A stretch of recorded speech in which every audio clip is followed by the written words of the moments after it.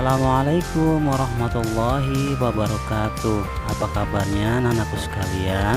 Semoga hari ini kita diberikan kebaikan dan kesehatan dari Allah Subhanahu wa Ta'ala. Amin amin ya rabbal alamin. Anak-anakku sekalian, pada hari ini kita akan mempelajari kitab-kitab Allah yang merupakan salah satu rukun iman kita. Anak-anakku sekalian, sebelum kita belajar, yuk kita sama-sama membaca doa sebelum belajar. Rabbi zidni ilman warzuqni fahman waj'alni minas sholihin. Amin. Baik anak-anakku sekalian, sekarang kita mulai pelajaran kita, yaitu iman kepada kitab-kitab Allah.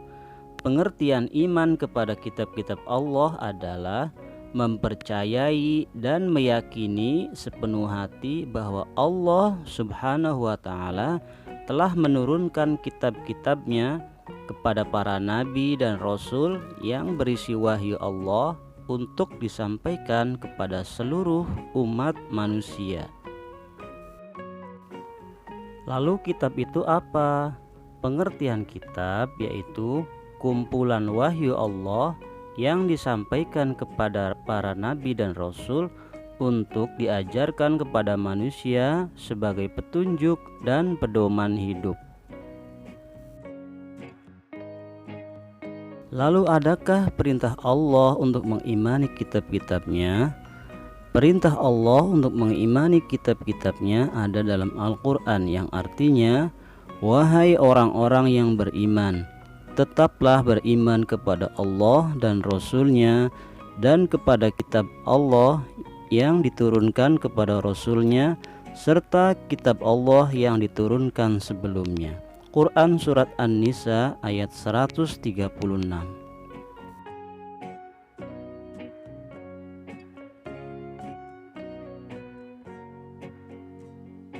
Lalu kitab Allah itu apa saja? Yang pertama yaitu kitab Taurat, yang kedua Zabur, yang ketiga Injil, dan yang keempat adalah Al-Quran.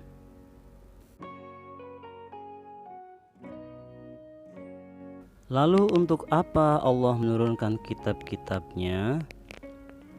Kitab-kitab Allah berfungsi untuk menuntun manusia dalam meyakini Allah Subhanahu wa Ta'ala dan apa yang telah diturunkan kepada Rasul-Rasulnya, sebagaimana digambarkan dalam firman Allah Subhanahu wa Ta'ala berikut ini.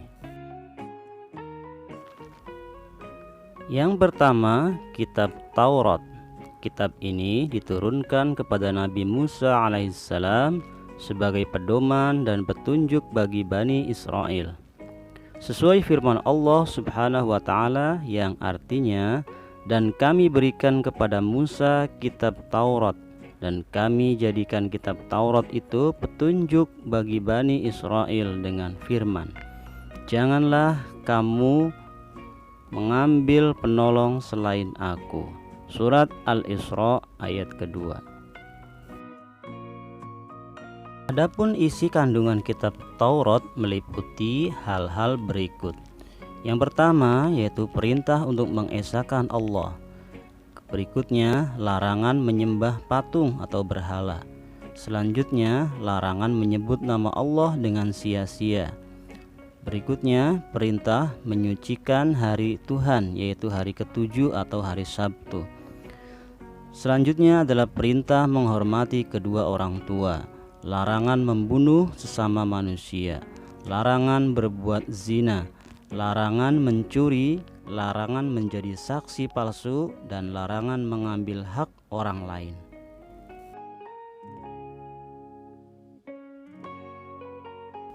Yang kedua yaitu kitab Zabur. Dalam bahasa Arab dikenal dengan sebutan Mazmur. Kitab ini diturunkan kepada Nabi Daud alaihissalam sebagai pedoman dan petunjuk bagi umatnya. Firman Allah Subhanahu wa taala dalam Al-Qur'an surat Al-Isra ayat ke-55 artinya, dan kami berikan Zabur kepada Daud. Al-Isra ayat 55. Adapun isi kandungan kitab Zabur yaitu berisi kumpulan nyanyian dan pujian kepada Allah atas segala nikmat yang telah dikaruniakannya. Selain itu berisi zikir, doa, nasihat, dan kata-kata hikmah.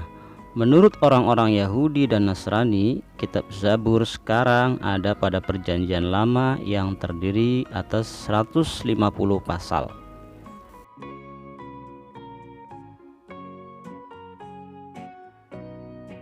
Yang ketiga yaitu kitab Injil. Kitab ini diturunkan kepada Nabi Isa alaihissalam sebagai petunjuk dan tuntunan bagi Bani Israel. Allah Subhanahu wa taala berfirman dalam Quran surat Al-Maidah ayat 46.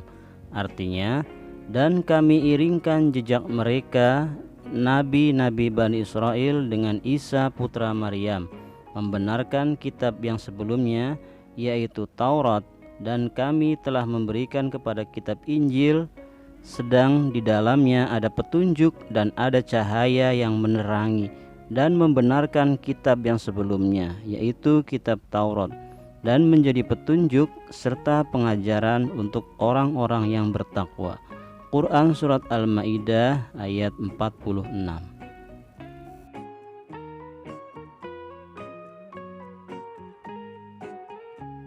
Adapun kitab Injil ini memuat beberapa ajaran pokok, antara lain perintah untuk kembali mengesahkan Allah, membenarkan keberadaan kitab Taurat, menghapus beberapa hukum dalam kitab Taurat yang tidak lagi sesuai dengan perkembangan zaman, menjelaskan bahwa kelak akan datang kembali Rasul setelah Nabi Isa alaihissalam, yaitu Nabi Muhammad sallallahu alaihi wasallam.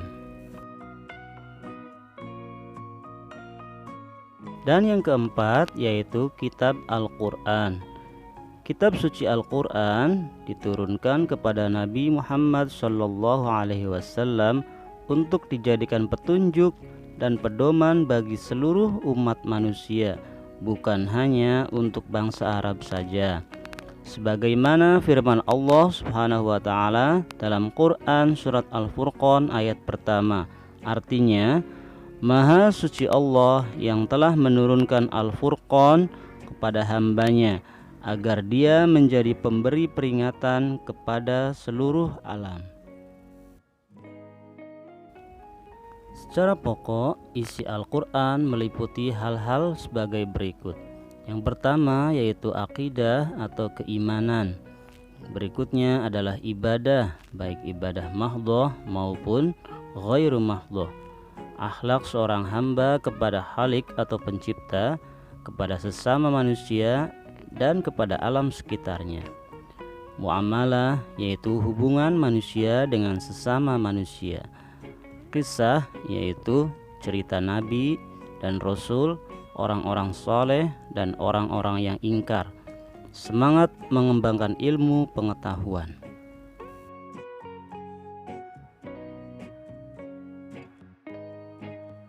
Lalu bagaimana kedudukan Al-Quran terhadap kitab-kitab terdahulu, dan bagaimana pula kedudukan Al-Quran dalam Islam? Pada pertanyaan ini Allah telah menjawabnya dalam Al-Quran, yang artinya, dan kami telah turunkan kepadamu Al-Quran dengan membawa kebenaran, membenarkan apa yang sebelumnya, yaitu kitab-kitab yang diturunkan sebelumnya, dan menjadi batu ujian terhadap kitab-kitab yang lain. Maka putuskanlah perkara mereka menurut apa yang Allah turunkan, dan janganlah kamu mengikuti hawa nafsu mereka dengan meninggalkan kebenaran yang telah datang kepadamu. Untuk tiap-tiap umat di antara kamu, kami berikan aturan dan jalan yang terang.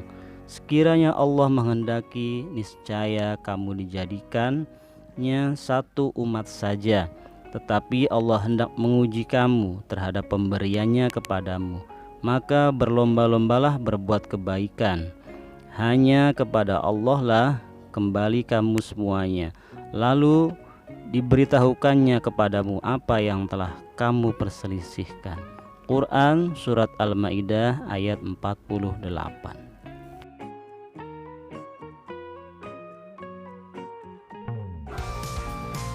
Baik anak-anakku sekalian, kiranya sampai di sini dulu pelajaran kita hari ini mengenai iman kepada kitab-kitab Allah. Semoga kita semua semakin mantap dalam keimanan kita. Amin amin ya rabbal alamin. Kurang lebihnya mohon maaf. Assalamualaikum warahmatullahi wabarakatuh.